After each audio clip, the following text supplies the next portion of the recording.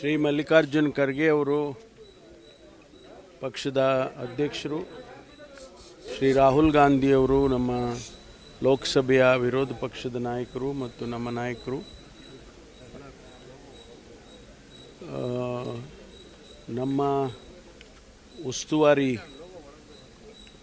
ಪ್ರಧಾನ ಕಾರ್ಯದರ್ಶಿಗಳ ಸುರ್ಜಿವಾಲಾ ಅವರು ಮತ್ತು ನಮ್ಮ GSO ಪ್ರಧಾನ ಕಾರ್ಯದರ್ಶಿಗಳು ಹೆಡ್ ಕ್ವಾರ್ಟರ್ಸ್ ಶ್ರೀ ವೇಣುಗೋಪಾಲ್ ಅವರು, ಹಾಗೆ ಶ್ರೀಮತಿ ಪ್ರಿಯಾಂಕಾ ಗಾಂಧಿ ಅವರು, ಇವರಿಗೆ ನಾನು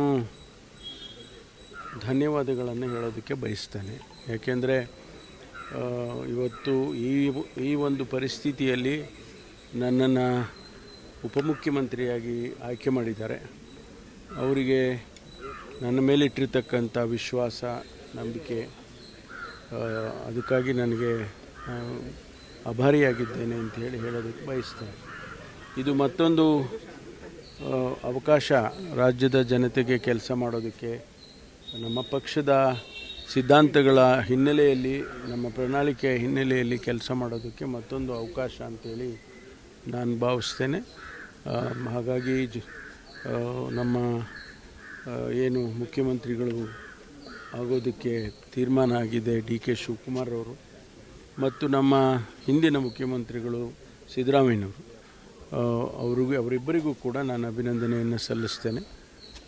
ಈ ಒಂದು ತೀರ್ಮಾನದಲ್ಲಿ ಅವರು ಕೂಡ ಭಾಗಿಯಾಗಿದ್ದರು. ಹಾಗಾಗಿ ಅವರಿಗೂ ಕೂಡ ನಾನು ಧನ್ಯವಾದಗಳನ್ನು ಈ ಸಂದರ್ಭದಲ್ಲಿ ಸಲ್ಲಿಸೋದಕ್ಕೆ ಬಯಸ್ತೇನೆ.